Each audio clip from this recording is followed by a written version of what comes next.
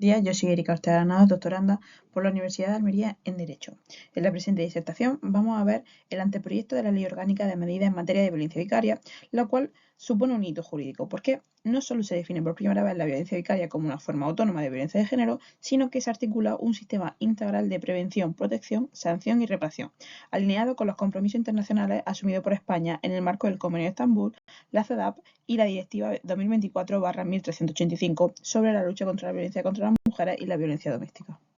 Pues, en primer lugar, vamos a ver el concepto de violencia vicaria, para posteriormente ver el marco normativo internacional y europeo, así como la normativa en España, hasta llegar al anteproyecto de la ley orgánica que regula la violencia vicaria. Posteriormente, una vez analizado ese anteproyecto, vamos a ver los desafíos y oportunidades de este nuevo marco jurídico y por último veremos una breve conclusión. El concepto de violencia vicaria, doctrinalmente, este ha sido interpretado como una expresión extrema de la dominación patriarcal, en la que el agresor busca perpetuar su poder sobre la mujer utilizando los afectos y los vínculos familiares como armas. Y es que, como nos subraya el magistrado Vicente Magro Servet, esta forma de violencia responde a una violencia instrumental, en la que el autor se sitúa en una azotea de dominación, posición de supremacía desde la cual ejecuta su control y humillación sobre la víctima. Esta contextualización permite entender la violencia vicaria no como un acto aislado de crueldad individual, sino como una parte de un sistema estructural de desigualdad de género. Y en este sentido, el delito adquiere una dimensión social y simbólica, ya que representa el intento del agresor por reafirmar su poder cuando la mujer decide romper la relación o emanciparse del ciclo de violencia. Desde la criminología feminista, se considera que la violencia vicaria constituye la última fase de la escalada de maltrato, cuando el agresor, al perder el control sobre la pareja, dirige la violencia hacia donde más daño puede causar: los hijos o seres queridos de la víctima. Y desde una perspectiva jurídica, en el anteproyecto de 2025, la violencia vicaria se define como la violencia ejercida sobre los hijos e hijas o sobre otras personas del entorno afectivo de la víctima principal, con el propósito de causarle un daño físico o psicológico. Esta definición incorpora una manifestación específica de la violencia de género, reconociendo una doble dimensión: la violencia directa contra los menores y la violencia indirecta contra la mujer. Y a diferencia de otras formas de violencia doméstica o intrafamiliar, la violencia vicaria se caracteriza por su finalidad instrumental, puesto que se busca esa agresión contra la persona menor y es una prolongación del control y la dominación sobre la madre, reproduciendo el esquema patriarcal de poder. Visto el concepto de violencia vicaria, vamos a pasar ahora a analizar el marco internacional. En primer lugar, tenemos la Convención sobre la Eliminación de todas las formas de discriminación contra la mujer, el cual marcó un punto de partida en la lucha internacional contra la violencia de género, aunque en su redacción inicial no incluía expresamente esta forma de violencia, sino que no fue hasta la Recomendación General número 19 y posteriormente la Recomendación número 35, en el año 2017, cuando ya el Comité reconoce la violencia contra la mujer como una forma de discriminación estructural y estableció la obligación de los Estados a actuar con la debida diligencia para prevenir, investigar y sancionar todos los actos de violencia, incluso los cometidos por particulares. El caso Ángela González Carreño contra España. En este caso, el comité determinó que el Estado español había vulnerado los artículos 2 y 5 de la Convención, al no haber protegido a la madre y a su hija frente a un agresor reiteradamente denunciado. Y es que este caso fue el detonante de la reforma de 2015 y 2021 y constituye uno de los antecedentes directos al actual anteproyecto de 2025. El comité señaló que los tribunales habían permitido un privilegiado derecho de visita del progenitor violento sobre la seguridad del menor y que la falta de coordinación entre los juzgados y familias sobre la mujer habían resultado fatal. Al final, la CEDAW recomendó, por tanto, que España garantizara que los antecedentes de violencia doméstica sean tenidos en cuenta al estipular los derechos de custodia y visita, de forma que ese ejercicio no ponga en peligro la seguridad de las víctimas. Además, tiene que haber un principio de debida diligencia reforzada y será desde entonces una pauta obligatoria para interpretar las obligaciones estatales en materia de violencia vicaria. Por otro lado, tenemos el Convenio del Consejo de Europa sobre Prevención y Lucha contra la Violencia contra la Mujer y la Violencia Doméstica, más conocido como el Convenio de Estambul, el cual es un instrumento más avanzado en materia de protección frente a la violencia de género y que España lo ratificó en el año 2014. En su artículo 31, vemos que es especialmente relevante porque exige a los Estados que garanticen en las decisiones sobre custodia o visita que se consideren los incidentes de violencia y se priorice la seguridad de las víctimas. Y es que en este mismo sentido, su artículo 26 dispone que los niños y niñas testigos de violencia doméstica tienen que ser reconocidos como víctimas y recibir un apoyo psicológico y jurídico específico. Además, también este convenio tiene un mecanismo de seguimiento llamado GREVIO, el cual evalúa a España por primera vez en 2020. Su informe valoró positivamente los avances legislativos, pero advirtió de las deficiencias graves, y es que hay una falta de uniformidad en las decisiones judiciales sobre la custodia, la persistencia de estereotipos de género en la valoración de pruebas y la ausencia de protocolos claros para identificar la violencia vicaria. El gremio urgió a limitar el margen de discreción judicial en la concesión de visitas a padres condenados por violencia de género y a garantizar la formación especializada de jueces, fiscales y personal técnico en la detención del riesgo para menores. Estas observaciones fueron recogidas directamente en el anteproyecto de 2025 que reforma la Ley Orgánica del Poder Judicial para imponer la formación obligatoria en violencia vicaria y en derechos de la infancia, como veremos a continuación. Asimismo, el 14 de mayo de 2024, el Parlamento Europeo y el Consejo aprobaron la Directiva 2024/1385 sobre la lucha contra la violencia contra las mujeres y la violencia doméstica. Este texto, cuyo plazo de transposición finaliza en junio de 2027, constituye lo que viene siendo un punto de inflexión en el derecho europeo, porque por primera vez se establecen estándares mínimos comunes sobre la prevención, sanción y protección de las víctimas. Como nos señala Rodríguez Llama, la directiva proporciona un marco integral para combatir eficazmente la violencia contra las mujeres en todos los Estados miembros, asegurando una respuesta coordinada y homogénea. En particular, se refuerza la protección de la infancia a reconocer que la exposición a la violencia doméstica constituye una forma de abuso psicológico y exige al Estado que adopte medidas para prevenir la revictimización en procesos judiciales. Entre sus principales disposiciones destaca la tipificación obligatoria de las principales formas de violencia de género, incluida la psicológica y económica, la adopción de órdenes de protección civil y penal rápida y efectiva, la creación de puntos de contacto especializados para mujeres y menores y víctimas y la obligación de incorporar perspectivas de género e infancia en todas las políticas públicas. Así pues, el anteproyecto de 2025 constituye una clara anticipación a esta directiva, pues adapta el ordenamiento español a su exigencia, reforzando la coordinación institucional y la recogida de datos estadísticos, elevando la formación judicial a rango de obligación judicial legal, como veremos a continuación. Con respecto a la normativa española, en primer lugar tenemos que mencionar la Ley Orgánica 1/2004 de Medidas de Protección Integral contra la Violencia de Género, la cual fue pionera en Europa al establecer un marco transversal que abarcaba la prevención, la asistencia a la víctima y la sanción penal de los agresores. Sin embargo, su enfoque se centró en la mujer como víctima principal, dejando a los hijos en una posición secundaria. En la práctica, los tribunales continuaron otorgando un régimen de visita y custodia compartida, incluso en contextos de violencia probada, bajo la idea de que debía perseverar el vínculo paterno-filial. Y es que la reforma de 2015 intenta corregir esta deficiencia al reconocer a los menores como víctimas directas, pero la implementación judicial fue irregular. Además, la Ley Orgánica 8/2021 vemos que da un paso más al introducir la posibilidad de suspender cautelarmente la custodia o visita cuando existían indicios de violencia, pero la aplicación siguió dependiendo del criterio judicial.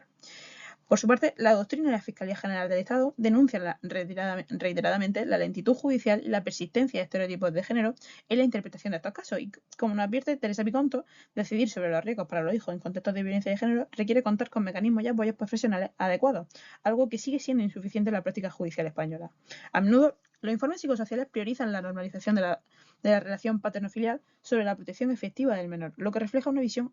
adultocéntrica que invisibiliza a la infancia como un sujeto de derecho.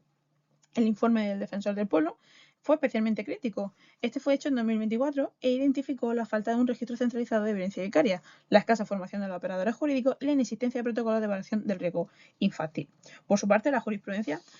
mencionamos en primer lugar la sentencia del Tribunal Supremo 776/2024, la cual marcó un avance conceptual importante al definir la violencia de género como un ejercicio de dominación y humillación sobre la mujer, que puede manifestarse a través de medios indirectos o instrumentales. Y es que el magistrado Marcos Servet interpreta esta sentencia como el reconocimiento judicial del principio de violencia instrumental, clave para entender la violencia vicaria. A ello se le suman resoluciones penales que han calificado los asesinatos de menores como formas agravadas de violencia de género, aplicando la prisión permanente revisable prevista en el artículo 140, apartado primero, punto 1, apartado primero del Código Penal, cuando la víctima es menor de 16 años. No obstante, los tribunales han insistido en que estas conductas no responden a una patología mental, sino a la que el Supremo ha denominado la maldad humana más absoluta, rechazando la eximente de trato mental transitorio. Y es que este enfoque moral y jurídico refuerza la tesis de que la violencia vicaria no puede explicarse desde la enfermedad, sino desde la estructura patriarcal que permite al agresor concebir a los hijos como unas tensiones de poder sobre la mujer. Por ello, ahora sí vamos a pasar a analizar el anteproyecto de Ley Orgánica de Medidas en materia de violencia vicaria. Bien, este anteproyecto, aprobado por el Consejo de Ministros tras el informe de la Subcomisión para la Renovación del Pacto de Estado contra la Violencia de Género en febrero de 2025, incorpora por primera vez un bloque específico titulado Violencia vicaria y protección de los menores, respondiendo así a una triple necesidad. en primer lugar, reconocer jurídicamente la violencia vicaria como forma autónoma de violencia de género. En segundo lugar, cerrar las lagunas de protección existentes en el régimen de custodia y visita. Y en tercer lugar, reforzar la coordinación entre el sistema judicial, educativo, sanitario y social. En cuanto a la estructura general y principios rector de este anteproyecto, vemos que el texto se articula en 7 artículos modificativos, 2 disposiciones transitorias y 3 disposiciones finales, persiguiendo 4 objetivos fundamentales. La primera, promover la detención temprana y la formación interdisciplinar, priorizar el interés superior del menor frente a cualquier otro derecho o interés del progenitor agresor, garantizar el acompañamiento psicológico, social y educativo a largo plazo e integrar los sistemas judiciales y sociales para evitar la revictimización. El preámbulo del anteproyecto es especialmente relevante desde el punto de vista simbólico y normativo, y es que define la violencia vicaria como una de las formas más crueles y devastadoras de violencia de género, reconociendo la existencia de una brecha de protección institucional y estableciendo que la finalidad de la norma es generar un cambio cultural orientado al rechazo y erradicación de estas formas de violencia. Con respecto a las reformas sustantivas y procesales de este anteproyecto, vemos que hay una incorporación del artículo 173 bis del Código Penal, el cual expresamente tipifica la violencia vicaria como una forma agravada de violencia de género. Literalmente, el precepto dispone que el que, con finalidad de causar daño a su pareja o expareja, ejerce violencia física o psicológica sobre los hijos, hijas u otras personas de su entorno afectivo, será castigado con las penas previstas para el delito cometido, incrementadas en 1/3 sin perjuicio de las sanciones que correspondan por los resultados más graves. Esta redacción cumple una doble función. Por un lado, visibilizar penalmente la especificidad de la violencia vicaria y, por otro, introducir un agravante autónoma de género e intencionalidad instrumental. Y es que este nuevo artículo coordina con la agravante genérica del artículo 22.4 del mismo código y con la prisión permanente revisable prevista en el artículo 140.1 apartado primero en los casos de homicidio o asesinato de menores de 16 años. Sin embargo, el anteproyecto enfatiza que el incremento de la pena no sustituye al agravante ya existente, sino que se aplica de forma acumulativa, en reconocimiento a la especial crueldad del móvil vicario. Con respecto a la reforma del Código Civil, tenemos que mencionar el artículo 92, que nos regula la custodia compartida. Y es que se establece la prohibición expresa de acordar la custodia compartida cuando uno de los progenitores esté incurso en un procedimiento penal por violencia de género o exista indicios fundados de violencia vicaria. Por su parte, el artículo 94, en cuanto al régimen de visita, se dispone la suspensión automática de este cuando exista una orden de protección, una condena o un procedimiento penal en curso por violencia vicaria o de género. Estas reformas, al final, responden a una necesidad de romper la dicotomía entre el buen padre y el maltratador. La norma asume la idea recogida en la jurisprudencia del Tribunal Supremo y en la doctrina de Piconto, y es que de quien maltrata a la madre no puede ser considerado como un buen padre, pues la violencia ejercida sobre la mujer afecta de forma directa al desarrollo emocional de los hijos e hijas. Además, el texto incorpora la obligación de escuchar a los menores en los procedimientos de familia, garantizando esta opinión sea tenida en cuenta en función de su madurez. Así, también tenemos que mencionar la reforma de la Ley Orgánica del Poder Judicial. Con respecto al artículo 307, nos incorpora la obligación de una formación continua para los jueces, magistrados, fiscales, letras de la Administración de Justicia y personal del Servicio de Justicia en materia de violencia vicaria, infancia y género. El artículo 310 prevé que el Consejo General del Poder Judicial diseñe módulos formativos específicos y evalúe su cumplimiento mediante informes anuales. Y el artículo 433 bis crea las secciones de violencia contra la infancia y adolescencia con competencias para reconocer de los delitos de violencia vicaria y coordinarse con los juzgados de violencia sobre la mujer.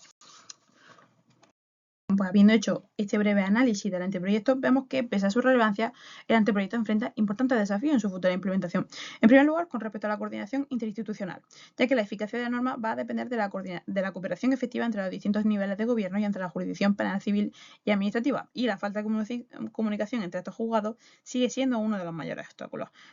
En segundo lugar, tenemos la formación transversal, es decir, la perspectiva de género e infancia tiene que estar impregnada de todos los niveles, a todos los niveles del sistema judicial, educativo, sanitario y policial, y sin esta formación la ley corre el riesgo de convertirse en un marco formal sin aplicación real. Además, la protección integral y acompañamiento a largo plazo exige el apoyo psicológico sostenido, una atención educativa y un acceso a recursos económicos, evitando la revictimización. Además, también tiene que haber una reforma cultural y social, es decir, que se requiere un cambio cultural profundo. No se trata solo de castigar al agresor, sino de desmontar las estructuras de poder que legitiman el control patriarcal sobre las mujeres y los niños. Y además tiene que haber una evolución y seguimiento, es decir, el texto prevé la creación de un Observatorio Nacional sobre Violencia Vicaria, que elaborará informes anuales y recomendaciones de política pública. Y es que esta independencia y capacidad técnicas tienen que ser esenciales para asegurar la eficacia del nuevo marco legal. Pues con todo ello, la aprobación de este proyecto supone un salto cualitativo en la protección jurídica de las mujeres y de la infancia española. Su nuevo artículo 173 bis del Código Penal visibiliza la intencionalidad instrumental del agresor, mientras que las reformas del Código Civil y de la Ley Orgánica del Poder Judicial fortalecen la protección preventiva, la especialización judicial y la coordinación institucional. Pero el reto ahora va a ser trasladar la norma a la realidad, es decir, garantizar que cada decisión judicial tenga en cuenta el interés superior del menor y que la formación, la prevención y la atención psicosocial se conviertan en pilares efectivos de una justicia transformadora. La violencia vicaria representa la manifestación más cruel del patriarcado, pero también la oportunidad de fortalecer el Estado social y democrático de derecho desde la protección de quienes más lo necesitan. Y es que esta última instancia, el éxito de esta ley, va a depender de la capacidad de la sociedad española para asumir que la violencia contra las mujeres no es un asunto privado, sino un problema público de derechos humanos, cuya erradicación constituye un deber jurídico, político y moral del Estado.